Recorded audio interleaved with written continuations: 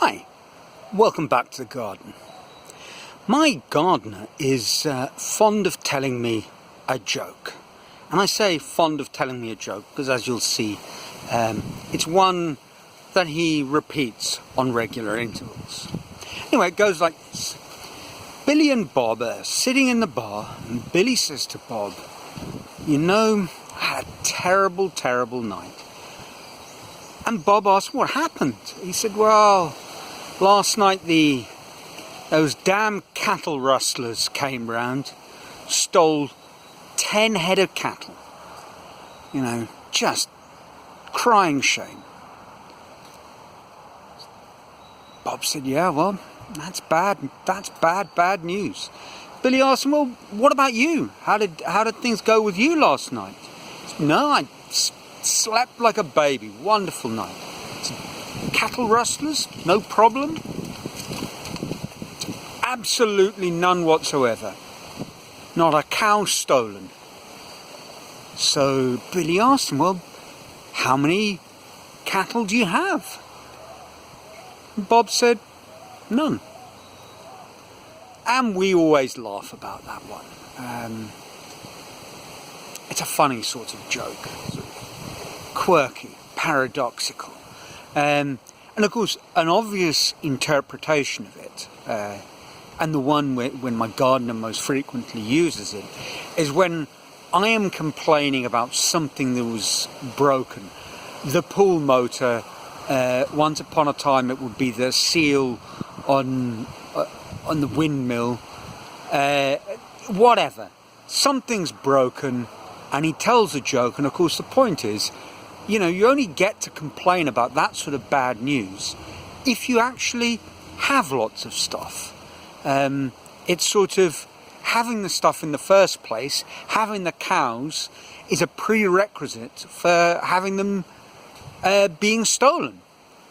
You know, having a car is a prerequisite for having to put it into the garage to get fixed. You know, and that's the way it is. You have stuff will go wrong. The universe kind of works that way. And if you don't have anything, well, of course, there's nothing to go wrong with. And I guess that's an interesting twist on all of this. You know, you start thinking, well, on the one hand, the joke sort of tells us to take a big dose of gratitude in with all our woes. You know, stuff's going wrong, but we have stuff. You know, we're in the game and we're fighting. So be thankful for what we've got, suck it up, and life goes on. That's just the way the universe works. Of course, the twist to it is to think to yourself, well, actually, if my major source of frustration is stuff that goes wrong, then simply divesting myself of a lot of stuff is a way of divesting myself of a lot of irritation and heartache. You know, and I guess that's one of the things at the heart of the modern minimalist movement. You know, your possessions have their purpose, but are a source of frustration, annoyance, anger. So less possessions you have, the less frustration, annoyance and anger. The more detached you are from these sorts of physical things, the happier, the calmer, the more zen-like you become. I mean, there's another sort of element to the have less stuff argument, and I suppose it's a moral discussion. Now, I know what you're probably thinking, and I might as well begin there. You know, there's a moral question about how much stuff you should have when so many people have so little. And that is, there is a moral dimension to that, certainly with essentials. And certainly when it comes to wasting things, you know, if you have more food than you can possibly eat, don't put more food on your plate. Respect things. But there's a sort of flip side to that moral argument. And the basis of my moral arguments, as always, is a sort of amateur philosopher twist on Kantian universal imperatives, or whatever they are. The moral action, will it to be a universal law? And then where do we stand? Examine that, and that will tell you a little bit about the morality. For example, I like listening to my music at very loud volume, but what happens if literally everybody listens to their music at very loud volume? Well, that's all a little bit chaotic. And on a more obvious level, I like taking as much as I can get my grubby little hands on. But what if everybody does that? How would the world work then? And using that kind of argument, here's an interesting twist on the sort of extreme minimalists. Think about those Eastern monks, who renounce all worldly possessions. Imagine you're in Mumbai or wherever, and one of these chaps is on the street corner and begging for alms because he's renounced everything. I mean, not begging for food because of desperate poverty, but literally, and I'm not saying this because I believe this is generally a choice, but the kind of person who has renounced all worldly possessions and walks out into the world and relies on society to give them their food. Well, that's an interesting moral high ground, but what would happen if everybody did that? Who'd give the food? So if not everybody can behave that way, then in a way it becomes an extremely selfish and perhaps immoral thing to do. And so I've been kind of thinking about those, squaring that little argument. And I suppose one can add another dimension to this whole question and put in a rider a clause that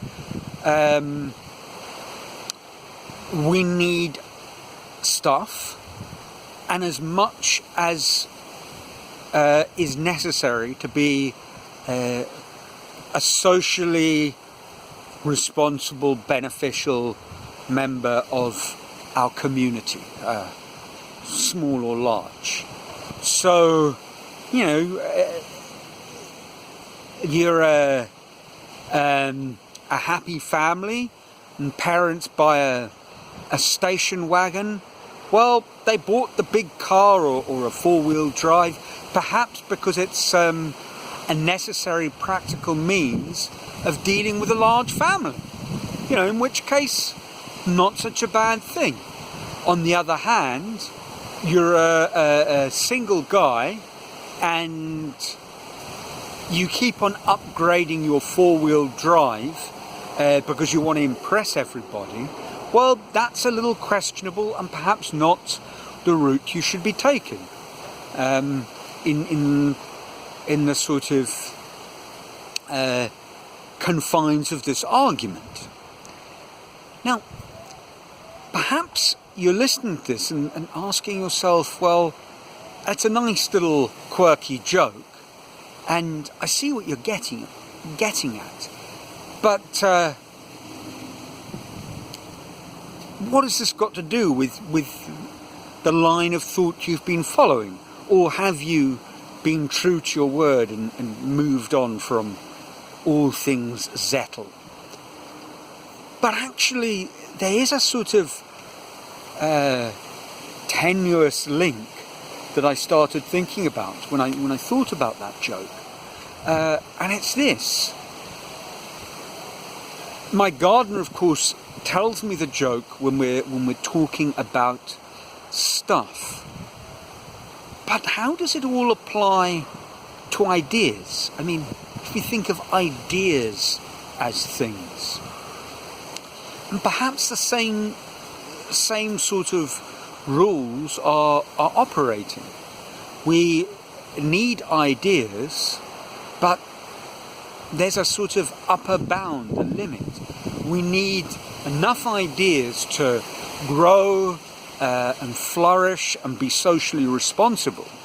But just gathering more and more ideas is no more beneficial to us than gathering more and more physical stuff. They eventually bring with them their own sort of variety of anxiety, a feeling of debt towards the idea, and perhaps also sometimes a queasy sense of self-indulgence that you're just piling them on gratuitously and not actually processing them, dealing with them. And that's where knowledge management systems are very interesting. Equally, if we look at the flip side, and I think of the conundrum that my friend Mike and I always used to face when we were looking at locals, certain folk here seem incredibly blissfully happy without so much as a constructive thought. You know, I'm not saying everybody, but there are folk like that here. And I'm not saying that type of person is limited to simple rural villages. You know, there might be people like that who are heart surgeons. You know, that's also a possibility. But here there definitely are folk like that who simply lead very uncluttered lives because they just don't give anything a moment's thought. And I think that's a bit like the sort of ascetic person in those trope-like sort of Indian stories that goes out to live in the wilds and just relies on the local village for sustenance to keep them going. Yeah, you know, you need to make a contribution as well. And in fairness, I'm not suggesting necessarily that the person who follows this very simple path of, I guess, self-denial, they may be making a valid contribution to their community in another way, in a way of leadership or example, or in a way of freeing themselves up to be generous to their fellow man. You know, who knows? So I don't want to be too judgmental, and that's not my intention. I guess the point is that there is, as always, this sort of middle ground balance. You know, too much, not a very good thing. Not enough, yeah, that's also problematic. And when stuff is going wrong, whether it's our stuff's breaking or our ideas are creaking a little, and we need to fix them, perhaps we need to be grateful that our difficulties with thinking are a sign that we are thinking. You know, as one of my ex-students said to me when she was very frustrated talking about her art, she said, you know, on the other hand, I have something I love doing, and there are people who haven't found that yet. So I need to be grateful that I'm on a difficult path, but I'm on a path. And that's it for this week. So, as always, love to hear from you. Let me know what you think, and I hope you're safe and well and your lives are full of joy. Until next week, ciao from a sunny Brazil.